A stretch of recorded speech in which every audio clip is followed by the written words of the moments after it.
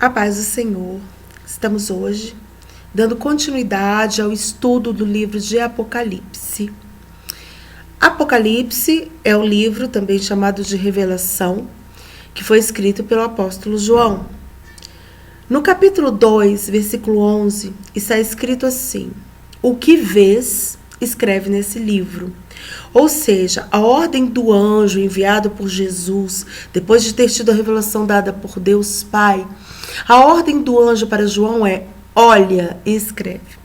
Então a percepção de João foi uma percepção visual, e é assim que ele vai escrever o livro de Apocalipse, a partir de percepções, de visões que ele vai ter. O livro de Apocalipse, ele possui interpretações variadas e tem 3 linhas de pensamento teológico que vão defender que as profecias de Apocalipse já tinham acontecido. Outra linha vai defender que elas estão acontecendo naquele momento histórico. E outra linha vai defender que são acontecimentos futuros. Só que, na verdade, as 3 linhas possuem elementos corretos. As 3 linhas vão dizer em momentos diferentes onde as profecias vão ocorrer. E você pode pensar, não, o Apocalipse só fala do futuro. Não, o Apocalipse fala também de um contexto onde João vivia, naquela época, depois da subida de Cristo. E havia uma época de muita perseguição. Os cristãos, aqueles primeiros cristãos, eles eram perseguidos pelo Império Romano, porque pela lei do Império Romano só se devia adorar ao imperador. Eles eram perseguidos pelos judeus, porque os judeus não criam que Jesus seria o Messias, seria aquele esperado que estava prometido no Antigo Testamento. E eles também eram perseguidos pelos demais povos pagãos, povos que acreditavam em vários deuses. Então as perseguições aos judeus, elas vinham de todos os lados. E se você perceber, a mensagem de Apocalipse, embora no meio de todos aqueles símbolos e todas aquelas profecias futuras, a mensagem é uma: Jesus vai vencer. Jesus é o Cordeiro que vence, ele vai vencer o diabo, ele vai vencer o mal. E as pessoas que estão sofrendo perseguições, elas fiquem firmes, elas estejam firmes, elas não desistam. Essa era a mensagem para aquelas 7 igrejas da Ásia Menor. Elas com as problemáticas que elas tinham, mas a mensagem para elas era: fiquem firmes, não desistam. Ao que vencer será dada a coroa da vitória. Essa é a mensagem de Apocalipse. Ao que vencer, ao que não desistir, ao que não largar a sua fé. Então, esqueça, se você não está entendendo todo o simbolismo de Apocalipse, entenda essa mensagem de Jesus. Aquele que vencer vai ter a coroa da vitória. Aquele que permanecer, aquele que não desanimar, não desistir da sua fé, vai ter a coroa da vitória. A primeira parte de Apocalipse, o capítulo 1, dá uma introdução ao livro e uma apresentação. Fala: bem-aventurados aqueles que vão ouvir as palavras desse livro. Fala como que o anjo vai chegar até João. João estava exilado, preso na ilha de Patmos, devido às várias perseguições que nós citamos aqui. E o anjo vai chegar lá, vai falar para ele: olha, o que você vai ver, você vai escrever. E o capítulo 1 vai tratar dessa apresentação. João vai se apresentar, ele é o escritor daquele livro. Os capítulos 2 e 3 vão falar das cartas das 7 igrejas da Ásia Menor, cada uma com a sua característica. E o capítulo 4 até o 22, versículo 5, vão ser visões acerca do fim. E essas visões são tanto de coisas presentes naquela época, de coisas que vêm acontecendo ao longo da história, como, por exemplo, a destruição de Jerusalém. O muro e o templo de Jerusalém são destruídos no ano 70 depois de Cristo. Mas a completa destruição, quando Jerusalém foi realmente totalmente destruída e arrasada, foi no ano 135, ou seja, posterior à escrita de Apocalipse, por ordem do imperador romano chamado de Adriano. Então é algo que vai acontecer um pouco depois da escrita de Apocalipse. E tem muitas coisas que ainda não aconteceram, que ainda vão acontecer. A vinda triunfal de Jesus ainda não aconteceu. A segunda vinda de Jesus, ela ainda não acontece. E do capítulo 4 ao capítulo 22, versículo 5, vão ser essas visões acerca do tempo que ainda vai acontecer, do futuro.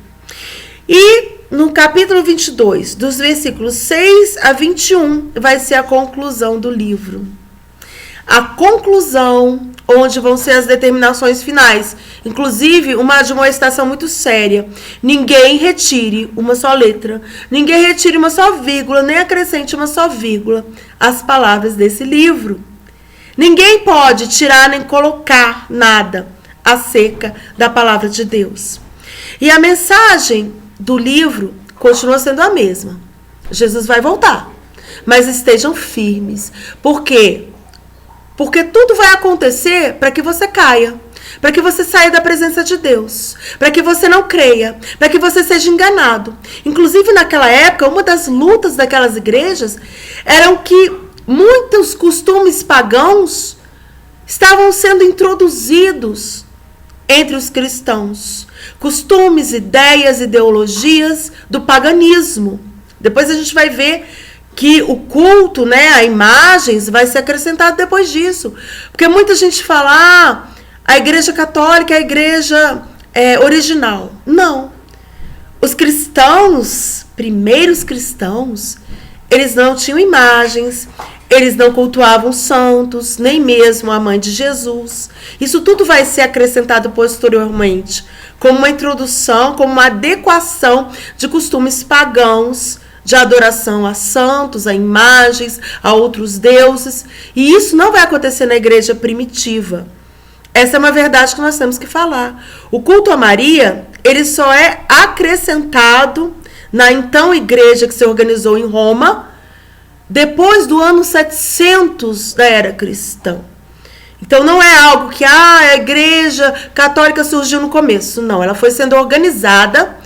Depois, inclusive, que o Império Romano passa a ser cristão, no ano de 330, ela vai sendo lentamente organizada como um centro de costumes cristãos, mas ainda muito influenciados por todo aquele histórico, não é?